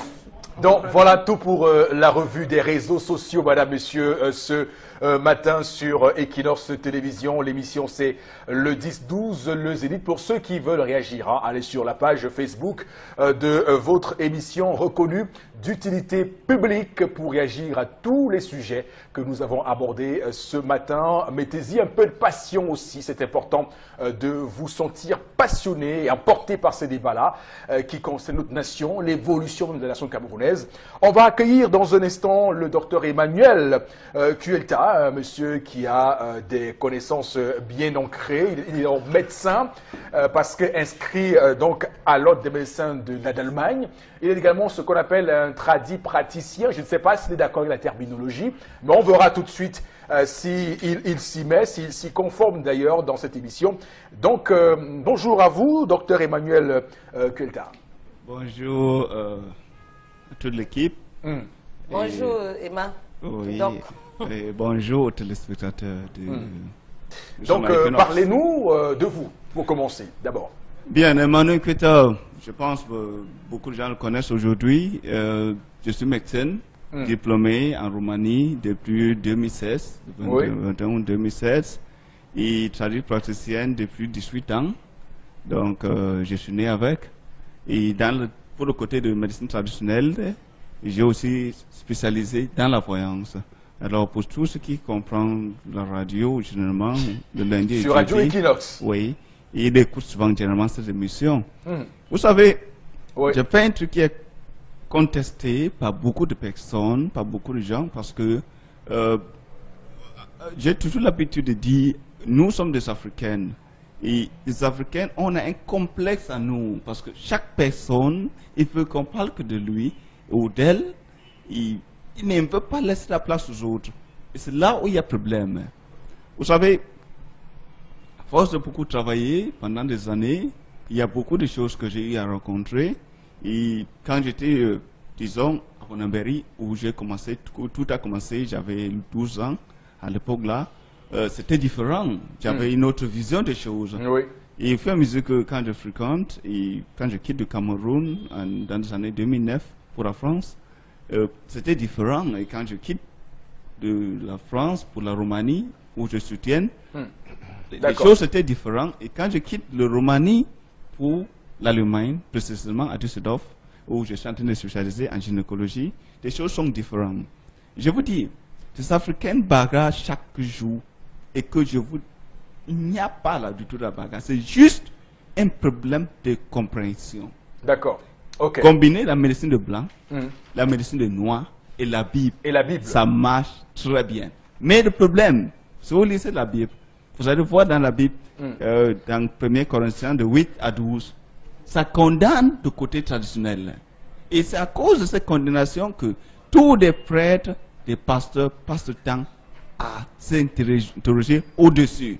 Parce qu'ils se disent que Dieu peut tout faire. Oui, on ne disconvient pas. Mais avec ce que j'ai vu, j'ai dit, ces combinaisons, je peux vous prouver par A plus B que tout ça marche. C'est juste que c'est question de temps. Et vous savez, pour les intellectuels, ce n'est pas monter à la télé parler, mais c'est ce qu'on présente. C'est d'ailleurs l'argent auquel j'ai fait des publications dans des années antérieures.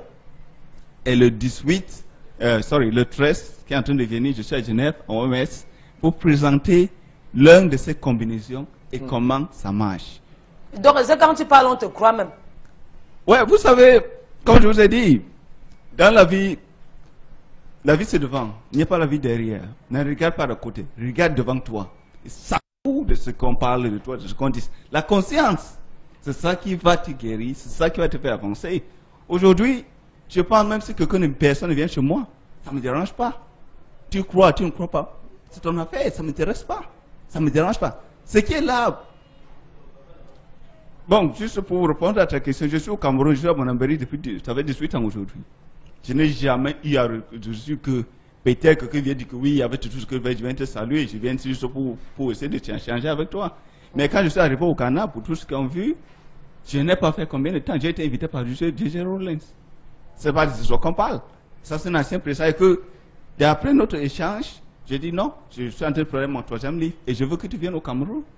Et que nous sommes en train de préparer pour qu'ils viennent au Cameroun en avril, qu'ils viennent, pour venir lancer mon 3e livre. Puisque je vous dis, j'étais à l'hôpital, il y a des malades parce qu'on ne peut pas monter le téléphone ici. Vous voyez les gens qui viennent de mal à la tête pendant 12 ans. Et qu'il arrive chez toi, tu ne dis pas prendre cette dette, mets dans tes narines, et il revient demain, je dis ok, pas prendre Nurofen, qui est juste un simple médicament, et il prend, et ça passe, après 12 ans. Mais, parce qu'on est médecin, oui, on a passé, déjà comme moi par exemple, pour fréquenter, on dépense de payer chaque année 7 millions de francs.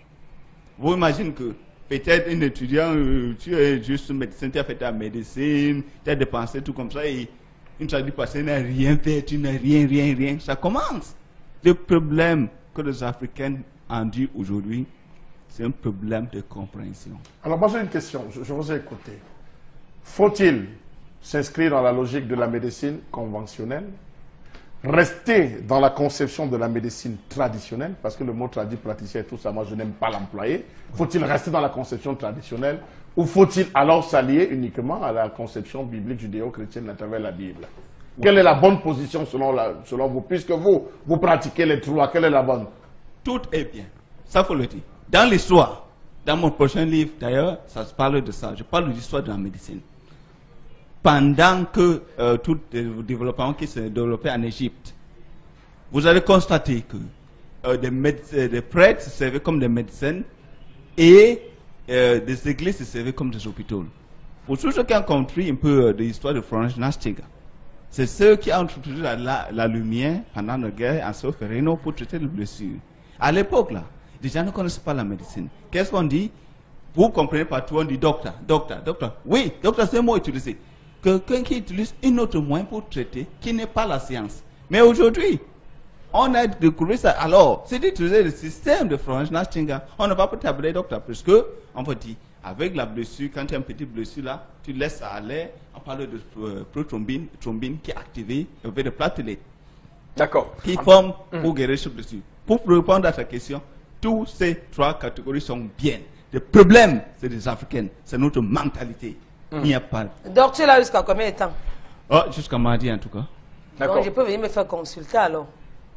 Si vous avez la possibilité, parce que ce n'est pas moi qui s'occupe de ceux qui En tout cas, il y a les numéros qui sont en bas de l'écran pour ceux qui veulent contacter le docteur Emmanuel Koita ce matin. Merci d'être venu sur le plateau, hein, docteur. Merci. Donc, on va poursuivre cette émission, madame, messieurs. Merci infiniment à vous de nous rejoindre sur le Zénith, sur Equinox Télévision. On va aller tout de suite et maintenant prendre l'interpellation de cette matinée, s'enquérir, revenir ici en studio pour les commentaires.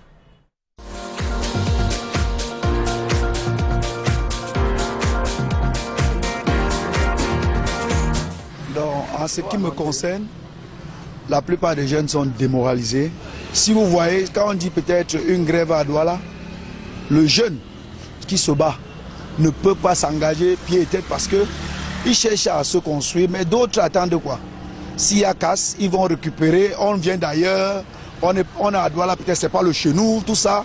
Bon, c'est ça qui fait que déjà, on ne peut pas s'entendre. Celui qui se débrouille comme ça, sort de chez lui à 5 heures, il sait là où il va. Mais il est en bordure de route jusqu'à 22 heures pour attendre ses 2000, 3000. Mais d'autres sont dans les bars disant qu'ils sont chez eux, prêts à tout faire. Donc c'est ça qui décourage même les jeunes. Les cartes d'électeurs sont abandonnés. Chacun vit un peu avec des réserves. Parce qu'on ne sait pas. Prions Dieu que demain il y a un changement. Donc c'est ce que je peux dire.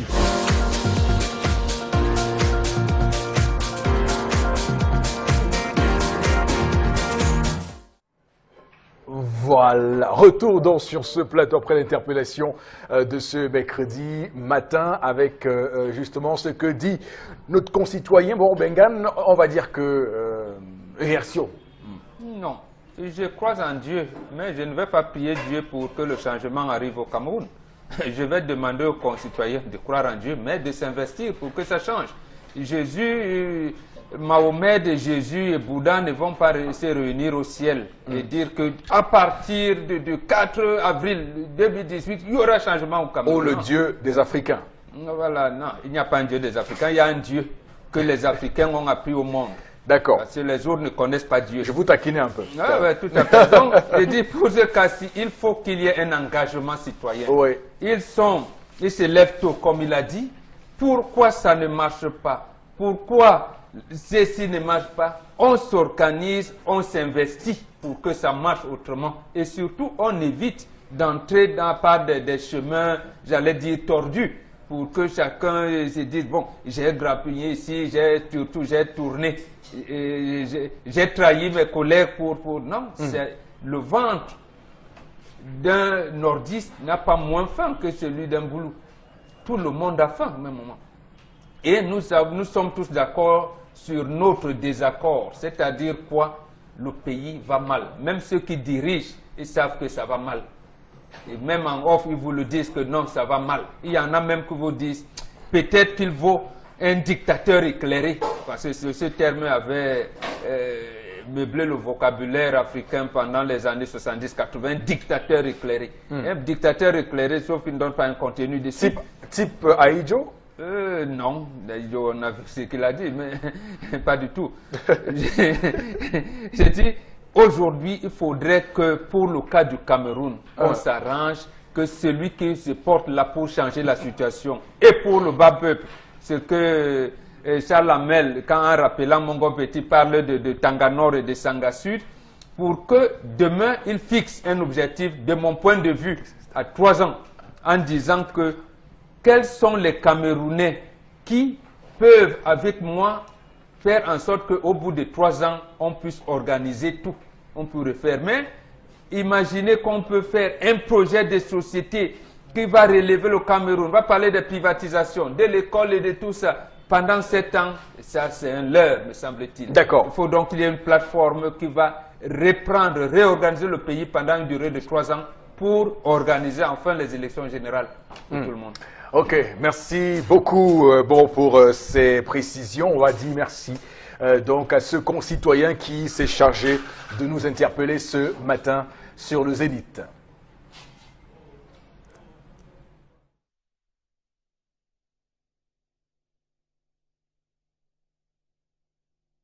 Est-ce que la nourriture colle constamment à votre poêle? Fatigué de frotter, gratter et d'abîmer vos poêlons? Eh bien, j'ai la solution. Bonjour, ici Cathy Mitchell, avec ma nouvelle poêle Red Copper. Cette poêle révolutionnaire est faite de céramique non collante et de cuivre super solide. Garantie de rester sans égratignure. Pas de rayures et pas de résidus collés. Elle est légère et extra résistante. Elle ne s'égratigne pas et elle ne s'effrite pas dans votre repas. Regardez, des biscuits trempés dans le sucre à la cannelle et glacés de caramel collant. Mettez au four. Red Copper va au four avec sa poignée qui résiste jusqu'à 500 degrés Fahrenheit et le tout glisse tout seul. Miam! Cuisine et santé. Des lanières de poulet presque sans gras et presque sans huile. Red Copper utilise un cuivre pur à 100%, si durable que vous pouvez couper du beefsteak et des oignons pour un sandwich au steak et fromage fondant. Rien ne colle. Battez-y les œufs sans bol à mélanger. Vous gagnerez du temps.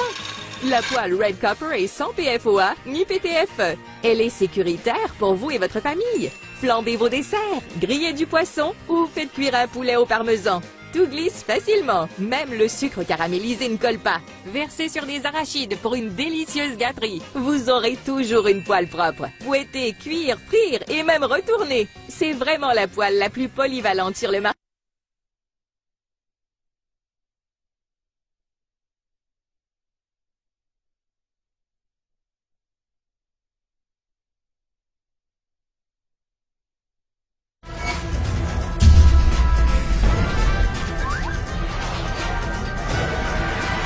Equinox Télévision, au-delà de l'image, nous rendons compte.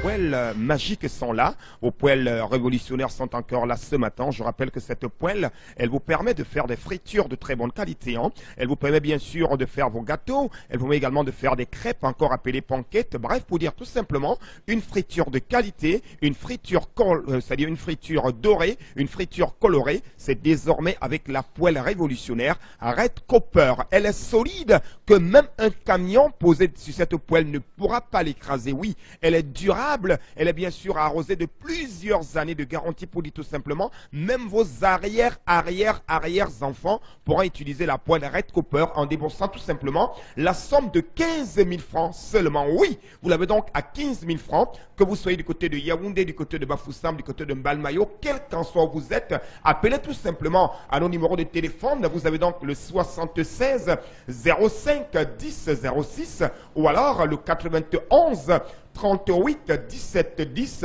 et vous entrez en possession de votre poêle Red Copper. Je vous rappelle, elle ne coûte que la somme de 15 000 francs. Pour dire tout simplement, on va dire bye bye à ces poêles qui vous permettent tout le temps, c'est-à-dire de vous plaindre à la cuisine. On va dire bye bye à ces poêles de mauvaise qualité pour dire bienvenue à la poêle Red Copper. Je rappelle, elle ne coûte que 15 000 francs seulement. Déboursez la somme de 15 000 francs et ayez une poêle de qualité à la maison et soyez sûr que vous aurez désormais l'occasion de bien frire votre poisson, quelle qu'en soit la quantité, quel qu'en soit le type de poisson. Red Copper, c'est la solution. Et avec Red Copper, on n'a pas besoin d'utiliser assez d'huile. On n'a même pas besoin d'utiliser de l'huile quand on veut faire, c'est-à-dire ses omelettes, quand on veut faire ses panquettes, quand on veut faire sa friture. On n'a pas besoin d'utiliser d'huile. Ou alors si tout simplement quelques gouttes d'huile suffisent pour une friture de qualité avec les poêles révolutionnaires, la poêle Red Copper. Je rappelle, ça ne coûte que 15 000 francs seulement. La suite, c'est avec un autre produit, juste après cet élément.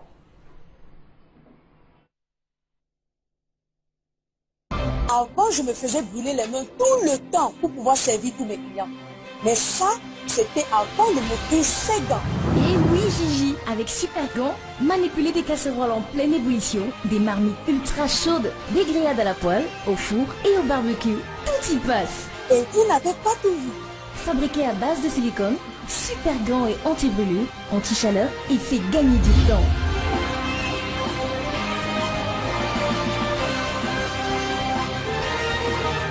Avec Super Gant, vous allez aimer cuisiner. Ah ben oui, chers téléspectateurs, qui va dire le contraire? Tu vas dire qui dit mieux? Qui dit mieux? Qui dit mieux? Il n'y a personne qui dira mieux aujourd'hui. demain et après-demain. Parce que la qualité, c'est avec le concept Salaka. Et aujourd'hui, nous parlons encore et encore, c'est-à-dire des gants, mais alors super gants. Comme a dit la dame dans le spot, elle passait le temps à se brûler les doigts, elle passait le temps à se plaindre, elle passait le temps à ralentir sa cuisine parce qu'elle n'avait peut-être pas un élément qui lui permettrait d'ouvrir rapidement sa marmite. Aujourd'hui, la solution est là. C'est bien entendu super gants. Oh là là là là, regardez comment c'est nyanga. Regardez comment c'est designé. Oh maman, oh super gants, c'est la qualité totale. Oui, à la cuisine uniquement, que ce soit pour retirer le miande dans la marmite ou alors retirer les ignames, le manioc, quelle qu'en soit l'utilisation à la cuisine, la solution pour être à l'abri, bien sûr, des brûlures à la cuisine, c'est avec les gants de qualité supérieure, super gants. Je rappelle que la paire, bien à savoir 2 gants, vous l'avez à 6 000 francs, oui. Je dis bien 2 gants coûtent 6 000, mais comme c'est le Salaka, comme c'est la phase promotionnelle, nous allons permettre aux premières personnes à nous appeler à nos numéros de téléphone, notamment le 76 05 10 06 ou alors le 91 38 17 10. Dès que vous appelez, vous repartez avec une poêle Red Copper et une paire de super gants en déboursant tout simplement la somme de 18 500 francs. Oui, et je ne saurais partir sans interpeller tous mes mamans douala, bateau besse, ou à plate pongo pankete, ou à plate janga mien, te ben nenji wa plano pongo, mbana mangolo me osawa, nin poela benona, Red Copper, et dodi mania kamalambo. Lo sala pe janda poelo brocante, kem, motote angame ne poel nya penya omboa, mbana mangolo de me douala, bele tatan, oni nomba, 76 05 10 06, ou alors, 91 38 17 10, au mandat Poel Nyongo Nagang, 18 500 francs Boukate. J'ai dit bien seulement la poêle et les gants. Dès que vous appelez, vous avez les 2 éléments à 18 500 francs. Également, ceux qui n'ont peut-être pas le temps d'appeler, hein, contactez le concept Salak. Appelez-moi personnellement à mes numéros de téléphone que vous connaissez déjà. Je vais me charger de vous livrer gratuitement aujourd'hui. Je dis bien la livraison avec le concept Salaka pour les poêles Red Copper et la paire de super gants, c'est gratuit. Dès que vous appelez directement le concept Salaka, n'hésitez surtout pas. La qualité, c'est désormais avec les poêles Red Copper. Pour dire tout simplement, bye bye bye bye à ces poêles de mauvaise qualité.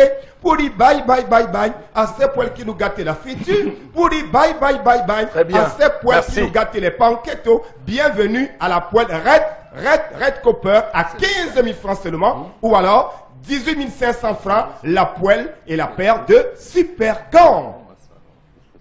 Avant, je me faisais brûler les mains tout le temps pour pouvoir servir tous mes clients. Mais ça, c'était avant le moteur Sega.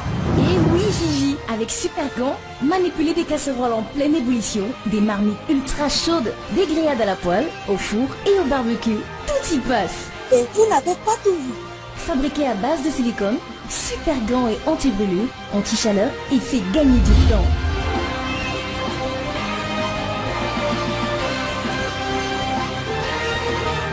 Avec super gants, vous allez aimer cuisiner. Et donc, retour sur le plateau du 10-12, le Zénith. Madame, Monsieur, merci également à tous ceux qui réagissent sur notre page Facebook 10-12. Le Zénith, de nombreuses réactions, on pourra rendre quelques-unes d'elles juste après. Donc, Cécile. Saviez-vous que 40 à 50% de la population est préoccupée par les vergetures? Heureusement, il y a Vergiturof, votre crème anti-vergeture fabriquée à base de plantes et de fibres naturelles. Vergiturof favorise la régénération cellulaire, stimule la production du collagène qui restaure l'élasticité de votre peau.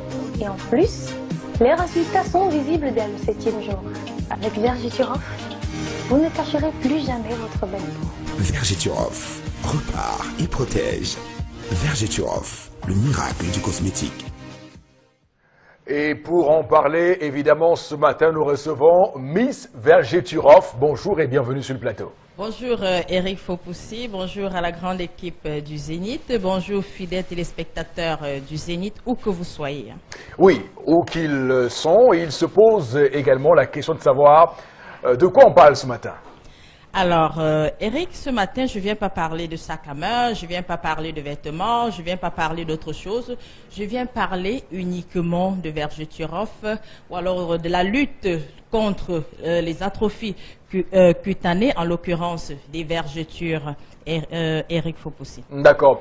On va également se demander, est-ce qu'il existe des moyens de lutter contre les invités indésirables et esthétiques que sont les vergetures? Alors, ici, les invités indésirables et inesthétiques sont simplement les vergetures sur l'ensemble du corps. Il existe effectivement un moyen super efficace de lutter contre les invités inesthétiques et indésirables, Eric, grâce à l'utilisation de Vergeturov. D'accord. Inesthétique, hein, oui. Rapidement rectifié pour qu'on soit d'accord, pour que tout le monde soit d'accord. Alors, c'est quoi Vergeturov? Alors, Vergeturov, c'est simplement cette crème miracle magique qui élimine les vergetures sur l'ensemble du corps. Elle a également cette capacité de stimuler la production du collagène qui restaure l'élasticité de la peau. Elle a la capacité de favoriser la régénération cellulaire. Elle a la capacité de protéger la peau contre les radicaux libres, les rayons ultraviolets. Et enfin, elle hydrate en profondeur, Eric. Et donc, quel est son mode d'emploi? Alors, je ne cesserai ici de rappeler le mode d'emploi qui est très important.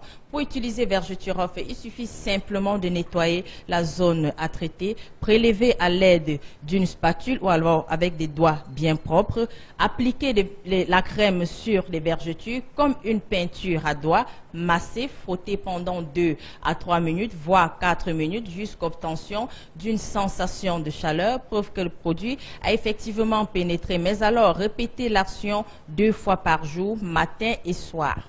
Et donc, on se demande aussi quelles sont les précautions à prendre pendant l'application. Très bonne question, Eric. Hier encore, il y a une dame qui m'appelait, elle me dit, ben voilà, vous me dites d'arrêter les produits éclaircissants, je les prends par voie orale. Aujourd'hui, Miss Vergeturov vous dit que ce soit des produits éclaircissants ou alors des corticoïdes, vous pouvez être, on peut vous prescrire des médicaments contenant des corticoïdes parce qu'il faut traiter soit les rhumatismes et bien d'autres, mais c'est pour une période donnée. N'en faites pas un produit éclaircissant. Donc, que ce soit par voie utopique ou par voie orale, arrêtez l'utilisation des corticoïdes parce qu'elles diminuent considérablement des fibres d'élastine qui restaurent l'élasticité de la peau.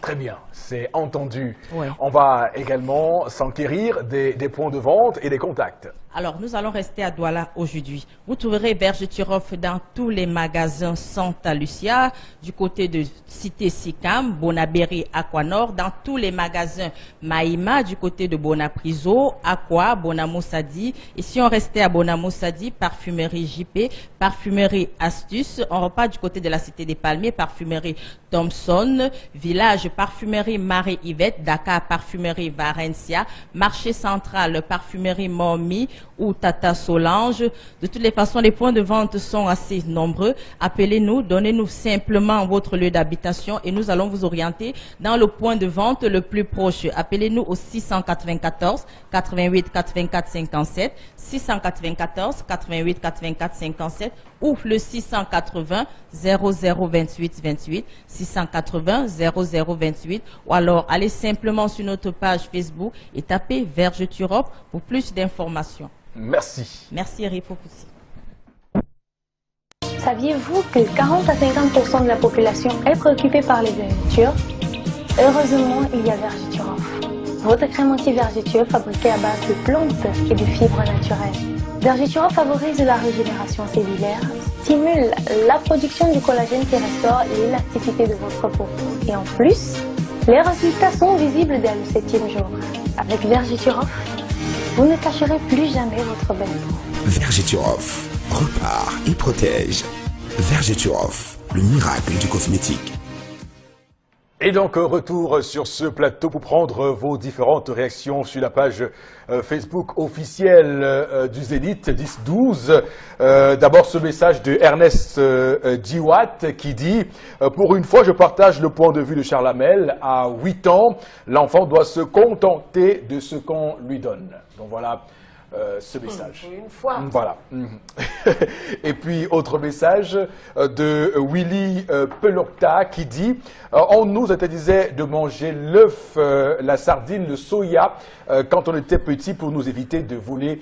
La femme ne peut pas vouloir de mal à ses enfants en leur refusant la viande. C'est pour elle de la philosophie donc qui nous écrit de Bepanda. Donc, c'est ce qu'on a dit, ça peut être par ignorance, ça peut être par autre chose. C'est pour ça qu'il faut revenir de meilleurs sentiments, que son homme l'amène à plus de meilleurs sentiments pour ne plus... pour qu'il s'accorde au moins sur la manière avec laquelle les enfants vont être savoir que l'enfant a plus besoin de viande que les adultes.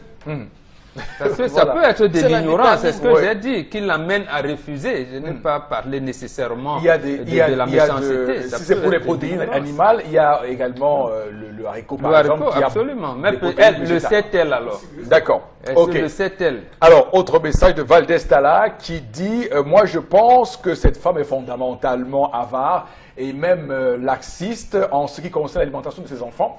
Et elle poursuit en disant je ne trouve pas de problème au fait que l'homme s'interfère à cela, car il en est de son devoir d'assurer le bien-être de ses enfants, dont Valdés Tala de Dortmund qui envoie ce message.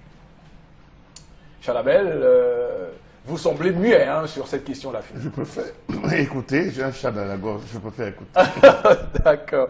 Ok. Alors, concernant le pillage de nos ressources naturelles, nous constatons avec une amertume que ce phénomène prend de plus en plus de l'ampleur et dû au laxisme et au silence complice de l'État et à l'égocentrisme démesuré de nos dirigeants. Vraiment, c'est un drame. Le message est assuré par Esaïe Ban qui nous envoie ce message sur la page Facebook. Voilà. Et il confirme ce que vous développiez ici. Bon, le maire de Yabassi nous a dit ici qu'on vendait un hectare de terrain là-bas, je dis à 5 000 francs ou à 500 francs. Bon. Et quelqu'un peut se permettre d'acheter 1000 hectares de terrain à 2,5 millions. Bon.